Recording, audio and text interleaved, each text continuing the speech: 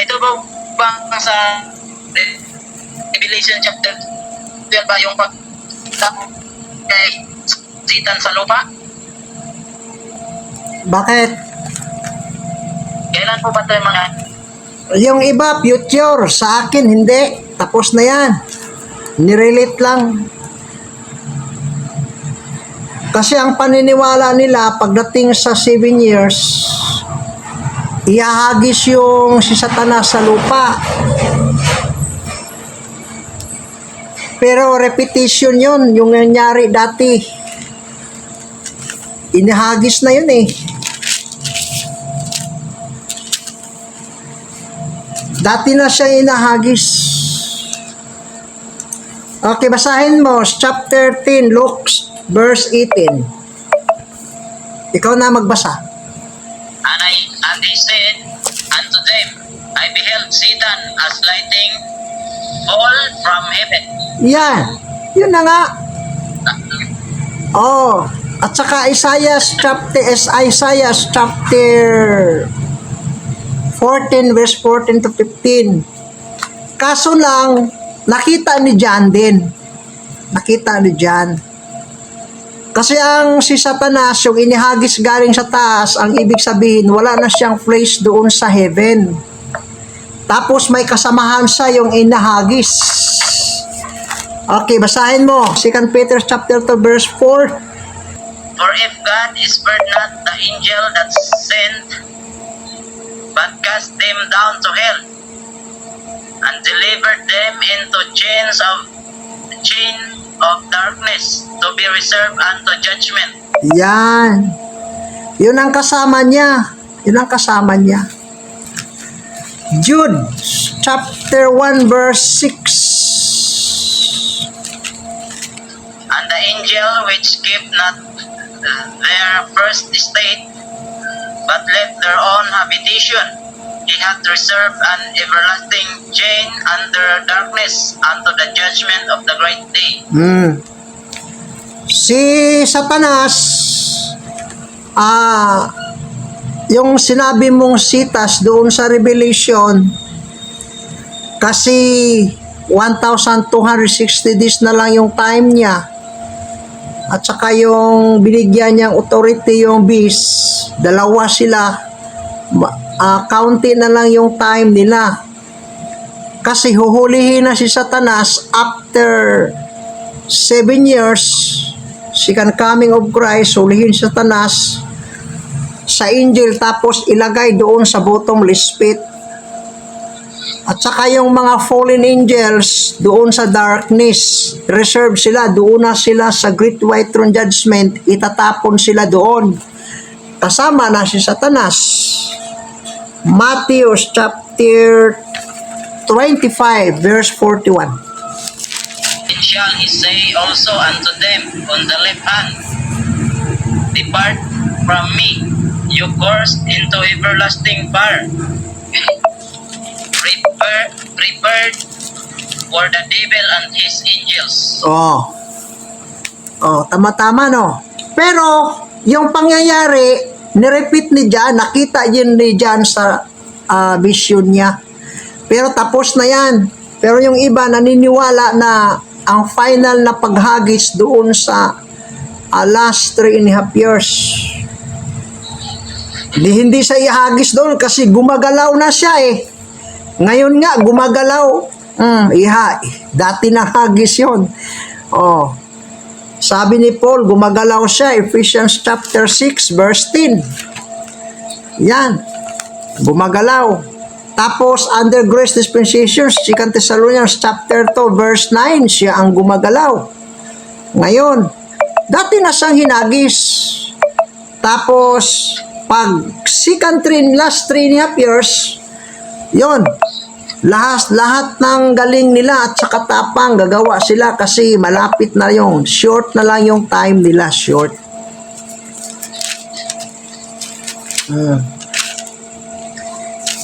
Revelation chapter 12, yung binasa mo, pakibasa daw. Sakit lang po. And the great dragon was cast out, that old serpent, called the devil and Satan, which deceived the whole world. He was cast out into the earth, and his angels were cast out with him. Verse 12. Verse 12. Therefore rejoice, ye heavens, and ye that dwell in them. Woe to the inhabitants of the earth and of the sea, for the devil is come down unto you, having great wrath, because he knoweth that he had but a short time. Bakit short time na lang? Kasi 42 months na lang. Alam niyang huhulihin na siya sa angel. Ilagay siya doon sa bottomless pit. Chapter 20 verse 1. Okay na? Opo, Brad Rod, salamat. Okay, So, next. ang dating pala nito, Brad Rod, repetition. Correct. Sabi ng iba, doon daw siya mangyari sa Great Tribulation, ihagis. Kung doon ihagis sa second 3.5 years, bakit siya gumagalaw ngayon? Sana hindi siya gumagalaw ngayon. At saka sa first 3.5 years, hindi gumagalaw. Bakit gumagalaw? Pagdating sa last 3.5 years, gumagalaw pa rin. Tingnan mo yung sa 2 Thessalonians, chapter... doon tayo sa Ephesians, chapter 6, verse 10. Finally, my brethren, be strong in the Lord and in the power of His might. Put on the whole armor of God, that ye may be able to stand against the wiles of the devil. Bakit siya gumagalaw ngayon kung hindi pa inahagis? Chapter 2, verse 1, verse 2. Ephesians. And you had weakened who were dead in trespasses and sins, wherein in time past ye walk according to the course of the world, according to the prince of the power of the air, the spirit that now worketh in the children of disobedience. Bakit gumagalaw ngayon kung hindi pa siya inahagis? Nahagis na nga. 1 Corinthians chapter 2 verse 10. To whom ye forgive anything, I forgive also. For if I forgive anything, to whom I forgive it. For your sakes forgive I it in the person of Christ, lest Satan should get an advantage of us, for we are not ignorant of his devices.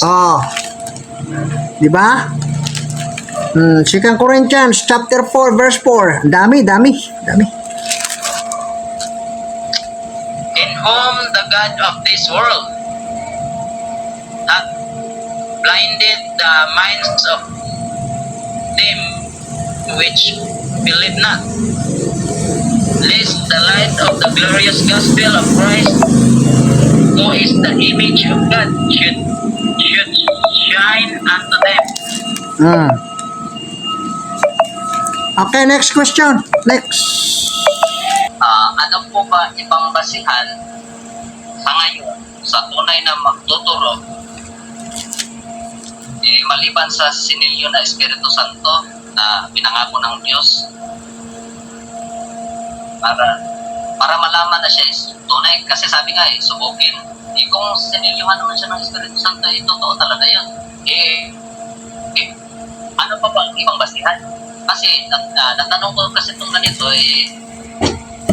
bakit ba ang conclusion nila sa mga ibang chapter, ibang lalo na yung sa rapture, may mga naniniwala pre-trib, naniniwala post-trib.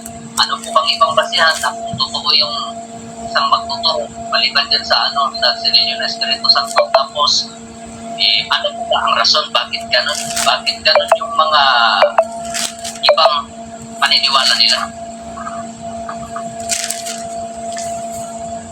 Unang-una yung basihan, 2 Timothy chapter 2 verse 19. Nevertheless, the foundation of God standeth sure, having the seal. The Lord knoweth them that are his, and let everyone that nameth the name of Christ depart from iniquity. Unang-unang batayan, pangalawa, bago siya na seal, makikita kung namumuhay siya sang-ayon sa kalooban ng Diyos. Yan. Kasi sabi rito, 19, nevertheless, the foundation of God standeth sure, having the seal, the Lord knoweth them that are his, let everyone that nameth the name of Christ depart from iniquity. Kailangan makikita kung na-change yung life niya. Nag-depart siya sa iniquity.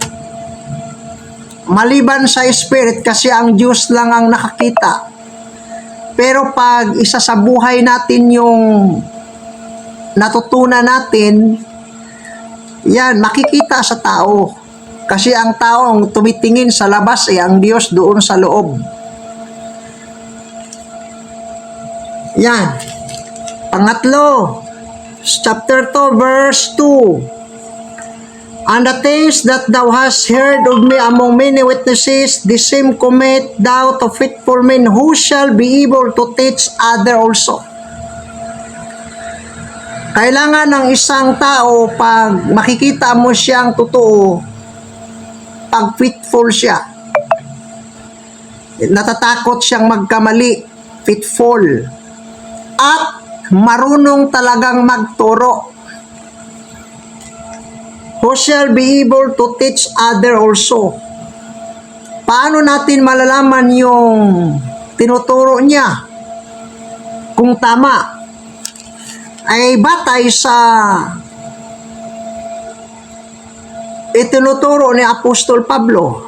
Kasi pag nagtuturo siyang iba, malalaman natin nga iba yung tinuturo niya.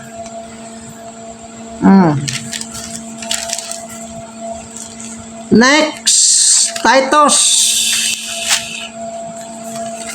chapter 3 verse 8. Chapter 3 verse 8. Now, this is a faithful saying, and this thing I will that thou affirm constantly, that they which have believed in God might be careful to maintain good works. Ang totoong sa Diyos ay nag-iingat siya, careful. At minimintin niya yung good works. Might be careful to maintain good works. These things are good and profitable unto men.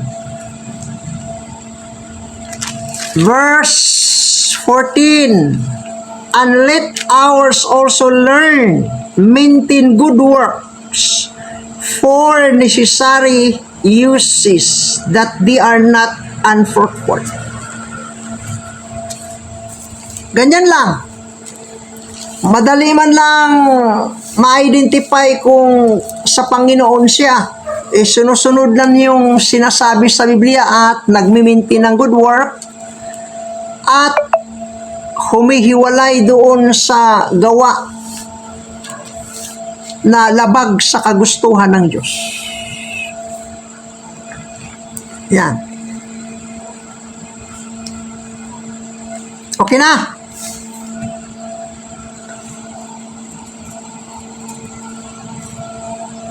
Doon po sa ba't iba-iba yung nila, Brad. Ano? Ba't iba-iba yung mga conclusion nila po sa, for example lang natin yung rapture nga yung iba pre-trip, yung iba naman post-trip. Bakit gano'n? Ano bang dahilan nun? Sa interpretation ba yun? Dahil di ba tinanggal ng Diyos yung kalayan ng tao, pa rin siya mag-isip kung ano yung conclude niya dun sa nabasa niya ganyan. Ayun nga ang sabi ko, kailangan pitfall. Verse 2, And the things that thou heard of me among many witnesses, the same to commit to faithful men who shall be able to teach others also. Kasi may mga tao nagtuturo, hindi naman siya faithful. Kung ano yung sinasabi ng iba, sumusunod. Kahit alam niyang hindi tama. Kasi ang pagtuturo, pag-aaral, huwag kang, pag nakita mong may mali, huwag kang gumaya. Huwag kang gumaya. At saka yung mga tao ngayon, pag may violet, nakatakip sa mata, ayaw nang magsalita ng tama. Kasi may nakatakip eh. Eh dapat ang gawin natin, pag mali, mali talaga. Ganyan. At saka yung iba, yun lang ang naabot sa kaisipan nila. Yun ang nagpapatunay na walang gift. Yung iba, honest naman, pero yun lang ang naabot. Kasi walang gift eh. Buti naman kung may gift kasi ang espiritu yun ang magtuturo. Eh ngayon, kung ano yung sipag ng pag-aaral, hanggang dyan ka lang. Kung ang isang tao tamad siyang mag-aral, hanggang dyan lang ang naabot niya. Pero pagsisikapan ng pag-aaral, umabot mo talaga yon. Ganyan. At saka yung iba, gumagamit ng rightly dividing, hindi naman ina-apply. Bakit naging post-trib? Kasi hinahalo yung hindi para ngayon. Kasi yung caught up, mangyari yon before ibalik ang kingdom program. Kasi under mystery. Yung iba, hinahalo. Doon ang misleading. Kailangan i-rightly dividing, i-mix, o di, doon ang problema. Pero pag ayaw mong i-mix, bakit ang iba naging post-trib? Kasi hinahalo yung kingdom program. Hinahalo. Pero pag hindi mo hinahalo, paano siya maging post-trib? Iba ang mystery program, iba ang prophecy program. Yan. Ang Diyos, hindi naman siya nangako nga may second coming dito sa lupa. Hindi man siya nangako doon sa mga preacher and the grace dispensation. Ang coming na pinag-usapan sa 1 Thessalonians chapter 4 verse 16, hindi naman yung second coming na maninirahan si Kristo dito sa lupa. Okay, tingnan natin ha. Balikan natin. John chapter 14 verse 28. You have heard now I said unto you, ang nagsabi si Kristo, ang sinabihan yung mga alagad, I go away and come again unto you. Saan siya babalik? Come again, dito sa lupa, maninirahan siya ulit 1,000 taon. At saka yung umakyat na sa taas, sinabi ng angel doon sa mga 11 alagad. Verse 9, Acts chapter 1. And when he had spoken these things while they beheld, he was taken up, and a cloud received him out of their sight. And while they looked steadfastly toward heaven as he went up, behold, 2 men stood by them, a white apparel, which also said, Ye men of Galilee, why stand ye gazing up into heaven? The same Jesus which is taken from you into heaven shall so come in like manner as ye have seen him go into heaven. Magbabalik siya ulit dito sa lupa.